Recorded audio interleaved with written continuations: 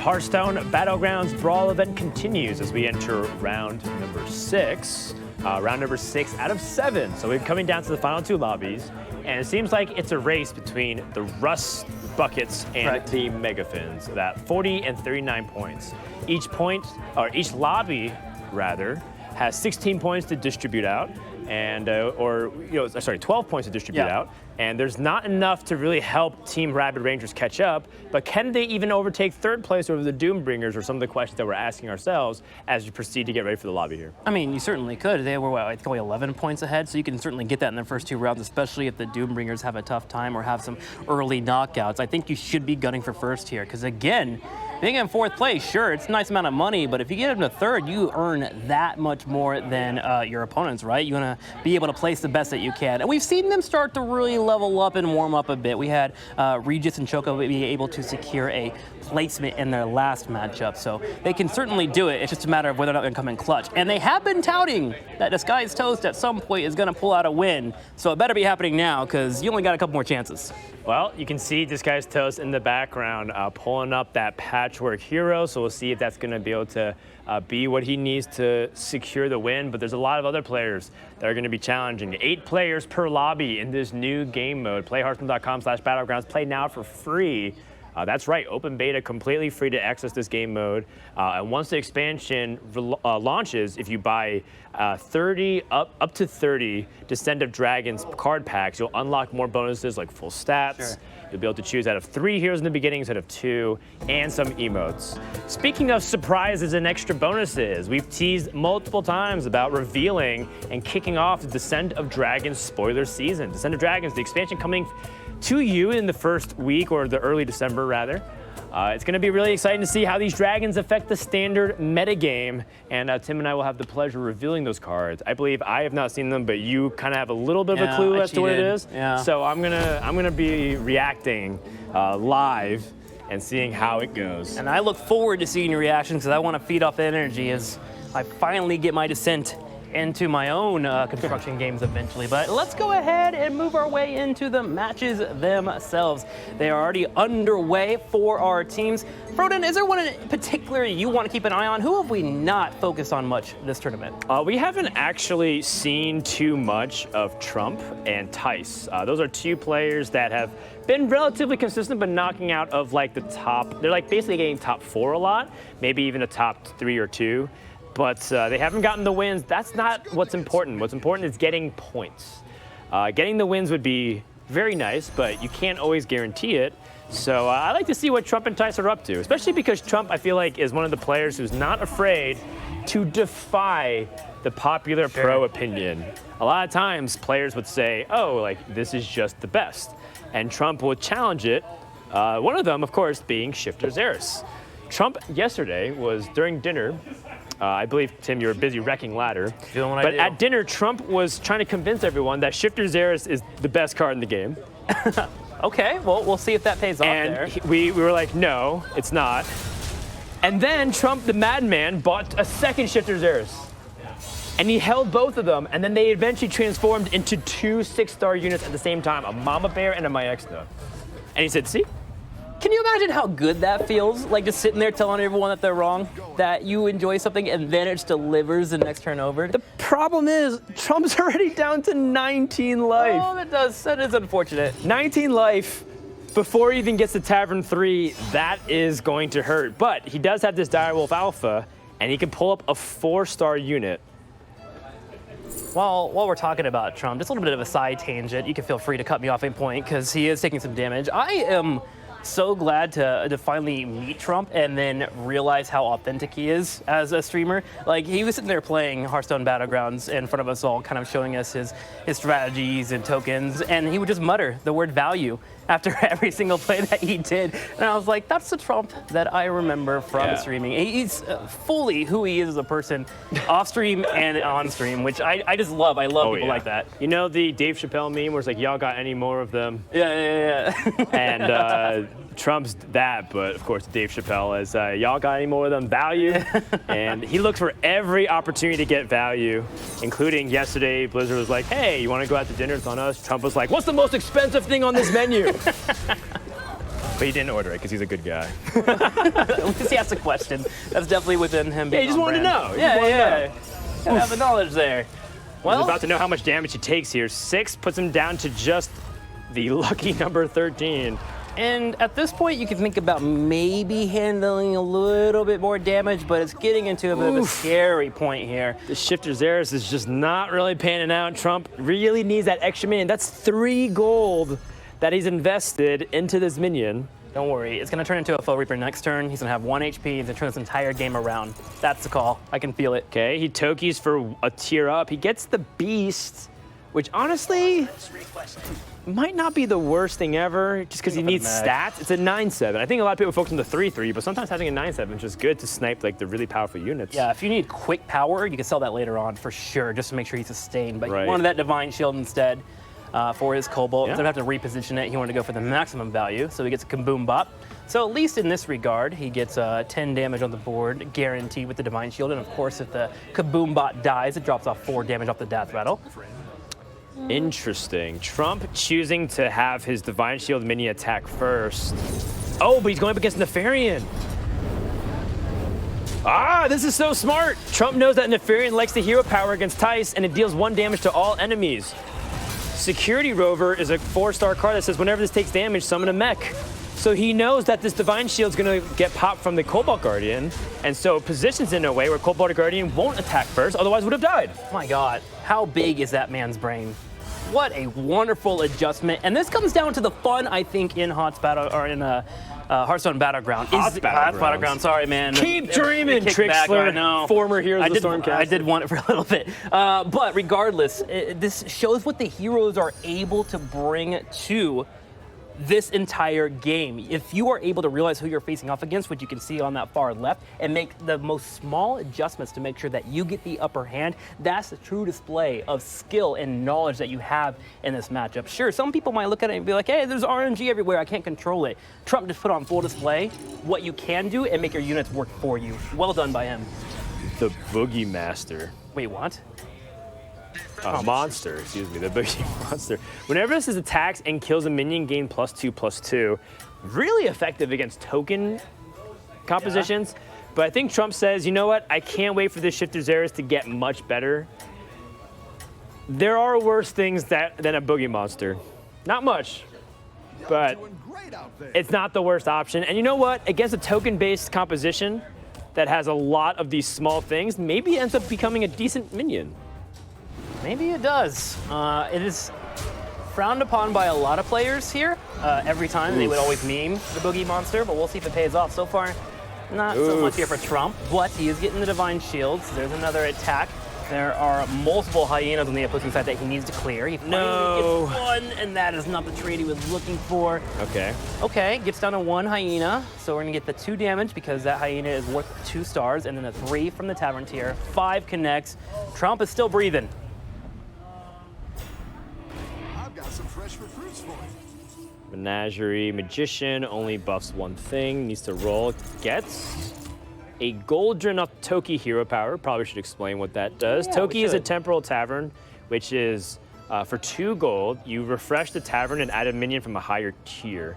So you just get 1 chance at hitting something really impactful, but it's really specifically strong when you need to keep rolling for an opportunity to get a Light Fang Enforcer, a Junk Bot, a Mama Bear. These are all cards that we're naming that are really powerful central pieces to compositions to help get them that big carrier support. Trump has a couple of just really weak minions. We're looking at like this Righteous Protector. I think Trump's just using it solely as a way to distract his opponents. He needs to get something bigger, something stronger. Well, he will be trying to get his security here buffed up a little bit, that Rover, as he moves it up to a 6/10. And he's thinking about which minion do I want to throw my Replicating Menace on. That's going to be a 3/1 that magnetizes onto a creature and gives you death rattles, which will also build a Divine Shield. I feel like maybe at this point, oh my gosh, I thought he would go for the Rover, but he moves over to the Iron Sensei. Yeah, I think it's because Trump anticipates that as the attacks go down in the line, because you attack from left to right in Hearthstone Battlegrounds, that he's going to need those microbots at the very end to give the Divine Shield once more to the Cobalt Guardian. Okay, well, we'll watch as it unfolds here. as Trump continues to hold on. Double death battle for the opposing member as AFK. Firebat will be getting his creatures buffed up. Boogie Monster just not really doing much here. A hard card to get to work for you. Woo. That Direwolf Alpha buff, though, coming up huge. These extra trades, these value trades that Trump are getting, very impactful to this outcome of the battle. Especially that taunt constantly spawning to the right. The Direwolf makes sure it gets that extra HP in. Yeah. And it's going to be enough. Wow, Trump getting that win. That Direwolf Alpha with the +2 attack. Able to get 8 in. Here's the fun part about getting up to Toki as well. Whenever you do finally get up to that 5-star rank or hero power, when you trade in that 2, you are guaranteed a 6 drop. So at this point, Trump is just trying to build his board the best he can with the mechs, which again, you find a lot of your favorite mechs at your 4-star, the ones that can help buff up the creatures that you have, in particular that Cobalt. And then when he finally gets to that 5, when it's cheap enough for him to do it, and he feels stable enough, he can start guaranteeing himself some 6 drops every single turn with this Toki being played out. So if he can make it there, we'll be able to witness what this character can do in the late game. Trump, there's a Shifter Xeris on the board. It's the best card in the game. Imagine some would say. And it becomes a Foe Reaper immediately. That would be incredible. He's kind of chuckling, realizing that he sold the Boogie Monster. Oh no. It's okay. He's got another rover. Toss it up on there. Yeah, the 3rd rover could be the Shifter Xeris. You're on the Xeris, man. I just want to see Trump, his prophecy be fulfilled. But in this case, there's a few other cards you'd rather take. I think the Metal-Tooth Leaper on the far left, which is a 2-star unit that says give your other mechs +2 attack is a viable thing. Given that he has 1, 2, 3, 4 mechs. But he favors the 2nd Iron Sensei. This is a play for the long term. Yeah, he's confident in his board. Ooh, also Trump is going up against Nefarian. Divine Shields are gonna pop. Does he adjust? Oh, wait, he has to move his Cobalt Guardian if he wants to play around that. He does, just at the last second. Clutch. All right, let's see if they pop the hero power to Nefarian here. No, it did not. Didn't. So a little bit of an unnecessary switch there from Trump. What a mix-up. And he's going up against Tice, which is a direct competition between the Mega Fins and the Rust Buckets. The spawn comes in. Potentially huge outcome here for both teams. But the only big minion he has left is the Cobalt. Can it be clutch enough to stop him from death? The Cave Hydra comes out. It hits a Microbot. No, there's not enough Microbots left. Trump is not going to die. That's a 2-star, right? Yep, 6. Okay, so he still holds 2 HP left. Whew. Close battle here for Trump, but he's holding on. And luckily, the Iron Senseis will start to pay off now if they make it extra rounds. Yeah, I think we need to ditch this Righteous Protector. I like what the Righteous Protector's done for us, but it's just a 3-1. It's not doing too much here. Just need to find something important. Sadly, not at 5-star yet, so we can't find the junk bot, which is usually important. Yeah, the Righteous Protector here with Taunt Divine Shield is very annoying because every minion in Battlegrounds has to attack a Taunt minion, and Divine Shield gets the double dip. But I feel like if I'm in Trump's spot, I want to favor a lot more stats and attack. Things like this Metal-Tooth Leaper, giving all your mechs +2 attack. Very powerful. Right now, he's just not finding anything strong enough to throw on the board. Another Leaper. Also an Annoyo module, Magnetic, Divine Shield, and Taunt. Magnetic, you play this to the left of a mech in order to fuse them together. So finally get that Metal Tooth thrown on the board, and there's the upgrades you were looking for. He's gonna freeze the Annoy, as he was unfortunately unable to buy it, just didn't have enough gold. He had to roll a lot. He went through 4 rolls where he couldn't find a mech useful enough. Facing off against a Maz. Trump will be playing against the Maz. There's 4 players with a dozen hit points or less. This could be a deciding moment between a Maz and Trump. A Maz, another member of the Rust Buckets that Trump is looking to take down. Trade started off pretty all right, but that not enough board space. This was not the value you were looking for. And I think there is a case to be made that Trump's positioning is costing him a little bit. He has minions that summon other minions, but he has no board space for it.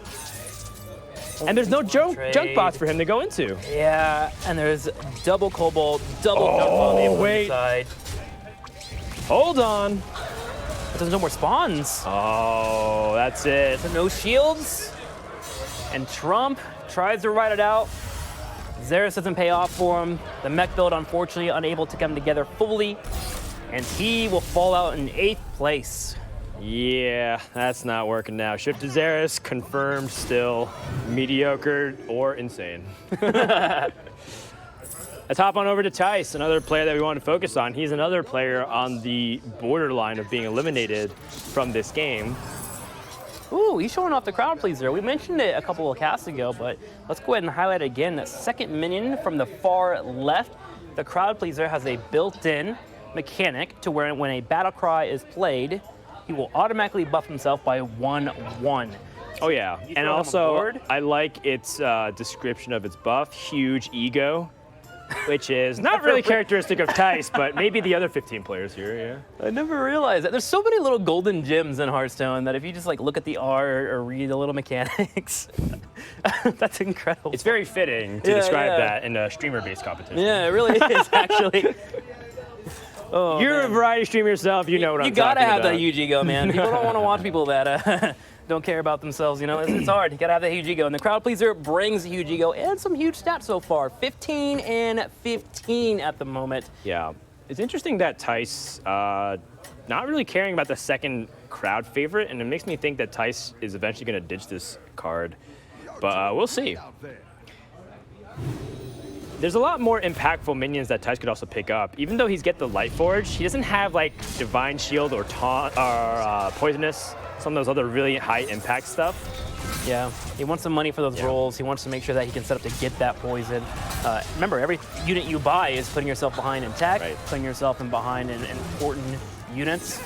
And Tice is also fighting the Ghost of Trump, which is what happens when there's an odd number of players in Battlegrounds. There's no character that you can play Kael'Thuzad.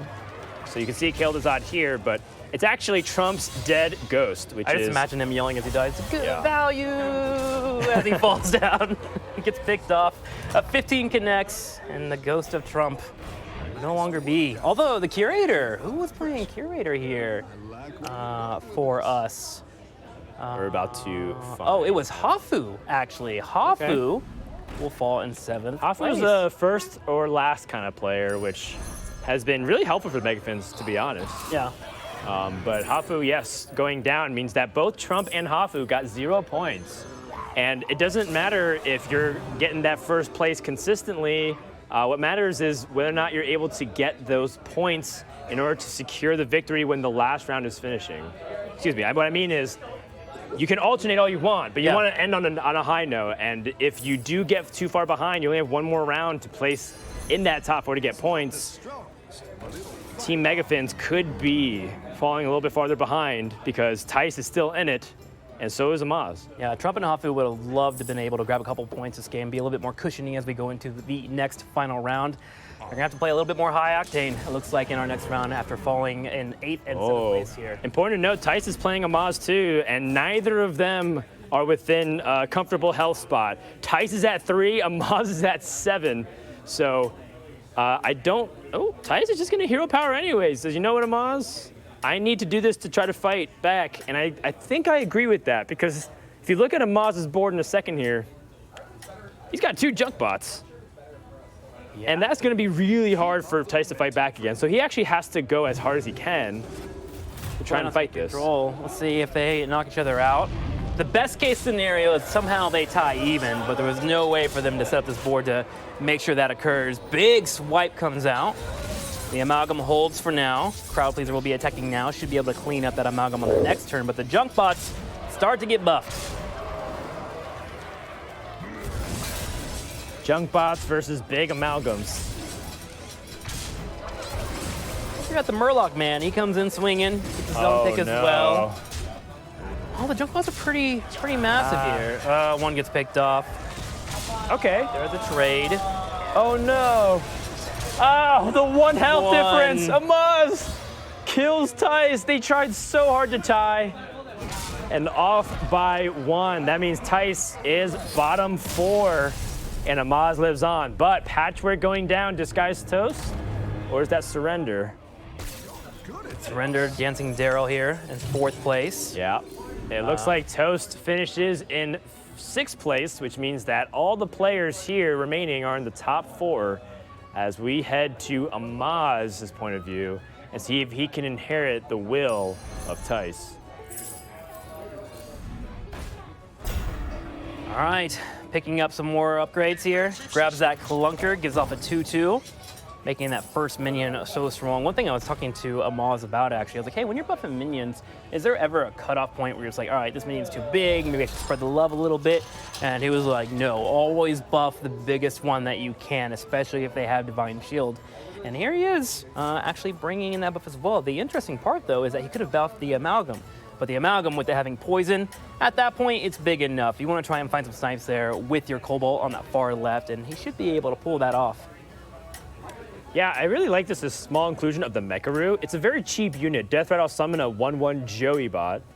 That Joey bot is also a mech, which buffs Junk Bot whenever a friendly mech dies, which gives the Cobalt Guardians Divine Shield back. It's a very versatile card, even though it's just a very seemingly unimpressive mech there.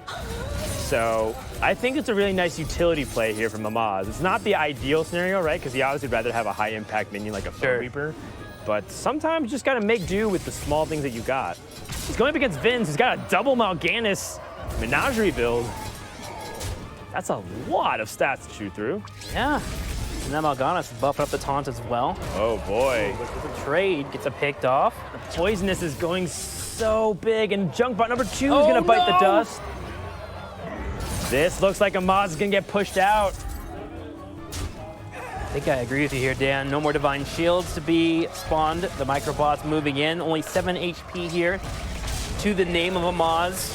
The Battlemaster survives, as well as the Cobalt. Ran with additional 5. Let's see how many points it's gonna be. 13 connects, 6 overkill, and Amaz gets taken out. Oh, as well as Dancing Daryl, who was played by Surrender. Maz actually ends in 3rd place. Wow, yeah, he had more health.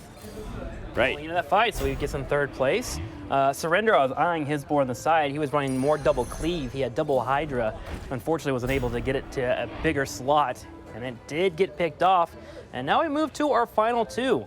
Yep. Firebat and Vins. Yeah, Vin's with the Menagerie Demon build. Double Mal'Ganis, which he sells. Up a goal. He's getting more buffs. Stacking what he can. Stacks on stacks, man. Go full pancake here, because it is the final one-on-one. Is there anything that he wants here? Just gotta buy another buff. Okay. Yep. Menagerie. And the thing is, with the brand hero power, which after you play a Battlecry minion, give a random friendly minion +1/+1, he just keeps buffing up his board. I mean, just hover over that Amalgam real quick. You can just look at all the stats just flooding in there. A lot of those coming in from simply his passive, but of course the rest being brought in by minions. Yep, the list is not long enough. Is that longer than Santa's naughty list there? That's a really long list, my gosh. Whoa. Gets past the board. Here we go, trade-offs. All right, Firebat gonna get a really big Divine Shield trade if he's able to keep it, but Vin's Cave Hydra eliminates that, which means this big mech does not survive, but he gets 2 summons off the Death Rattle. Surrender's Death Rattle build with mechs. Just staring at here, waiting for the Death Rattles, waiting for the trades. Keeping an eye on that Cobalt too. Yes. Oh, this Cobalt Apprentice, which summons 2 friendly mechs that died this combat, potentially massive. Let's see what it builds. Woo! Yeah, that's okay. That's good stats. Take that. Gets out another taunt as well, but is it just too much? Is Vin's too hefty? Oh, the here. Hydra! Oh my gosh, the big swipe. That's gonna be 3 units with 1 hit, but the Death Rattles come out. Oh my goodness. Cave enough. Hydra is just too much. Firebat's gonna take some big damage here. 13 to the face. Firebat's down to his last dozen hit points. It's gonna be quite the nail biter. This might be the last fight for both of our teams. seeing how it unfolds. Looking over to Vin's, looking to find a few more buffs, continuing to play with his passive here. Hire one of these recruits. All right, let's hop over to Firebat's POV. Vin's very clearly looking just for the buffs. Firebat gets the triple on the Harvest Golem. Okay, gets a 6. Zap Slywick. Yeah. Zap doesn't really have many great targets given that Vin's has just a big board of a bunch of stats. Exactly. You want to have a junk bot on the opposing side that is low on health, or maybe even a hyena. But that is not available actually on the opposing side, as he's gone full stat build. So he goes for the Coiler instead. Do you mix it in though? Do you get rid of the Baron? What do you remove here to get that in? I've moved the junk bot. Okay. Wow. Firebat has to go really quick. He has seconds. 2 seconds. One. Oh, the APM. He nails it so fast. He also positioned it correctly against the cleave because he needs that 3/6 to die with maximum board space. Okay, Firebat gets the first attack. That's pretty significant. And if Vince doesn't, he does pop the Divine Shield. Wow. Oh my gosh. Really unfortunate trade there. But he still has more tools to get rid of it. Another Divine Shield popped. Nice. Smaller minion cleans it up. Right, it's about whether or not he can get that value trade. Yeah. Cleave hurts so bad. Taunts come out, a couple microbots as well. No junk bot to buff Okay. though. You know, Firebat's just not inheriting the value, but he's still getting some decent pokes here and there. The death battles are gonna really what brings it all together. And if Baron survives, Oh Okay. boy. 4 units. Couple more coming out. Can't get the full value out of it. Too much board taken up. Oh my gosh, this Cave Hydra's insane. The Baron continues to stay up. There's another spawn, just no room. Death Rattles that just summon more Death Rattles, which summon more Death Rattles that summon more Death Rattles. And a buff too. Wow. He finds a connection, and now it's his last one. This should be enough. 24, it's so 24. close. It's not going to be enough, It's gonna be an 8/8 dinosaur coming out. Oh, the 2-time. 13, 17. Wait a minute. I forgot about the Baron Rivendare. And they tie. Holy smokes. Jesus. Well, we're gonna go into another round. That Baron dodged multiple possible attacks, by the way, which is so great third to find Baron. out. Okay, and that does 3, right? Death battles? Yes, your Yes. Death Rattle triggers 3 times. Okay. Nothing helpful here. Does he have an Amalgam? He does not. Like, if you find something solid there, he could have traded out Xeris over here on the far left, or I'm sorry, N'Zoth, which would have been nice. It's giving out some decent stats, but nothing that's really changed in the course of the game. But the Mama Bear's just not it. That ain't it, Chief. Well, 5 remaining gold. Will he roll for anything? Yeah, I think he has to roll here. I think the spawn of N'Zoth is actually very important to his composition because Yeah? it triggers 3 times. Oh, good point. Yeah. Baron Rivendare. That totally slipped my mind. So I think he's got to just roll for the triples of whatever else he's got. Let's see if you can And with stay this, on top. let's find out. Is this the final battle between Firebat and Vin's? I'm shaking in my boots, man. My gosh, such a good round. As the Divine Shields get popped, there's the death battle we were looking for. It triggers multiple times, 2 and the 3rd time. Purple clouds for everybody. Wow, again, Yeah, the that's- Sky Golem just biting the dust. Maybe able to clean it up. Oh no, the swipe cleans up that. Actually, I think that's a good thing because now the gas coiler can finally spawn more than just 2. True. You lose out on your big rover. We'll watch how it unfolds here. Gonna need those to be done. There we go. Gas Coiler will be up next. Nice. Good little snipe there for Firebat. Here's the spawns. Anything useful? A Divine Shield, Void Lord, and a Rat Pack. Hold on. This Selfless Hero gives Divine Shield 3 times. Does it really? Yes, it does. Let's see here. 1, 2, and No, 3. 2 do the same thing. That is unfortunate. But hey, 2 Divine Shields are better than Oh none. no, Wow. the cleave. And Death Rattles not being able to activate 3 extra times should wrap this up. Firebat held on really nicely. And once again, Death Rattle build impressing me more than I thought.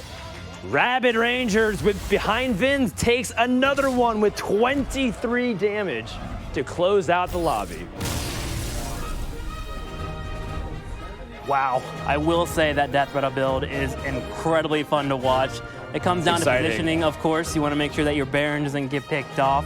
But what a fantastic match to end it on. That was a 1v1 that lasted, what, 4 rounds in total? Regardless, I lost count. It was enjoyable the entire time. And just goes to show, man, maybe you don't have to play all about stats. You can play around these big spawns that you find, and we were able to see that game. Yeah, Death Rattle builds featuring mechs or even some beasts. Really interesting stuff. Yeah. And it lets you like reapproach the game in a different way behind some of these cards that people dismiss.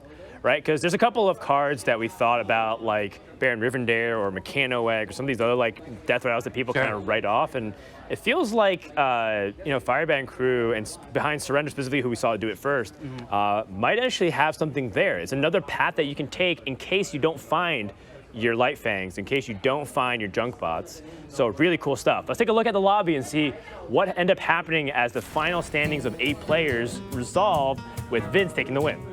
Ben's able to cut a couple of wins there for his Rabid Rangers there. He's gotten 2 wins today, I believe. Now tying up with Hafu, who is the other player that has played today to get 2 wins. Right behind that, we saw Firebat with 4 points. And then, of course, Amaz and Surrender round it all up. Amaz with 2, Surrender with 1 point to contribute to his team.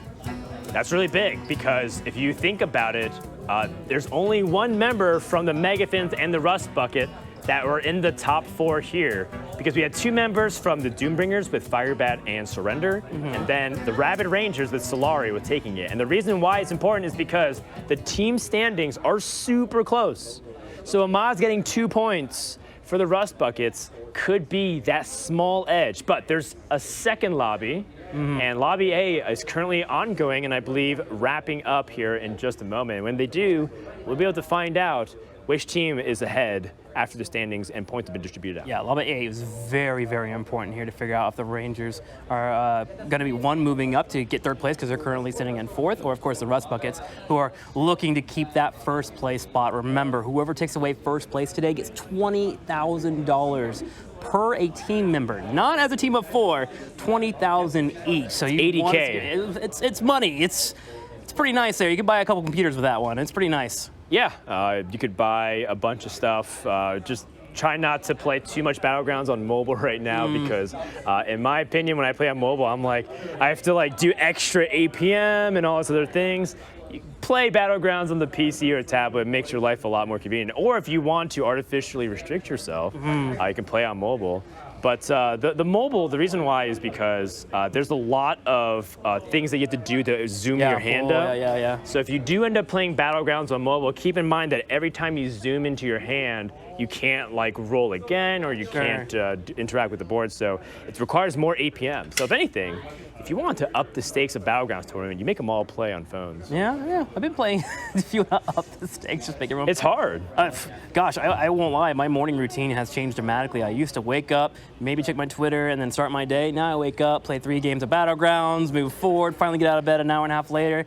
A little crazy. I play Battlegrounds like 90% on my phone. Do you really? Yeah. You just keep going. Wow. And you have insane MMR. Yeah. Speaking of 90%, it feels like he wins 90% of the lobbies he's in. Dog wins a 3rd lobby in a row consecutively for the Megathins. Can this man be stopped? Doesn't look like it, and there will be only 1 more opportunity for the other players in today's tournament to stop him, as he'll be able to earn another 5 points for his team. And that was imperative too, because remember, Hafu and Trump fell early in the other lobby, in lobby, I believe, B of that round. So that win was needed for their team. Yeah, so Dog getting those 5 points. We'll find out the actual standings from the rest of the top 4 in just a moment there. I wonder if Regis was able to help strike back along with Choco Bars. Those are the other 2 members that were in the other lobby. So let's go ahead and check in on the results. In we go, and here's the win from Dog, as we just saw. Oh, right. Regis was able to get 4 points. Congrats, Regis really starting to warm up now. Placed last round as well. And then, of course, rounding out there with Kibler at the very bottom with 1 point. Consistent, man. Yep, Kibler still hasn't dropped out of the top 4 yet, but Zalay from the Doombringer is also getting in 3rd place and getting a couple points for the team. So some pretty decent movement here. Chocobars, Kalento, Ardu, and Asmodai wrapped up the bottom 4. So after all has been said and done, after 6 rounds of play, Megafins have the lead 44 to 43, which means that Doombringers and Rabid Rangers, well, Rabid Rangers has been eliminated for a while, but Doombringers is not in contention for number 1. At number 2, they could do if Rust Buckets fail completely next round, and Doombringers are able to grab both wins of both their lobbies.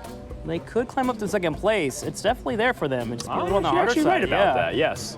They have to specifically go 1-2, 1-2. Yeah, they would have to and lock out other teams from being able to do that. So you know what? I take that back. Doombringers still have a very small chance. They're gonna bring the They Doom. both have to. All 4 of them have to get top 1 and top 2. I believe in them. They can pull it off. They were my vote for the tournament. But still, it's incredible how number 1 and number 2 is so close, only 1 point apart, and it's gonna be all exciting. coming down to this last lobby. All right, so with that, we're gonna take a 2-minute break, and we come back. The 7th and final lobby here at the Hearthstone Battlegrounds Brawl event is going to commence. Don't miss it.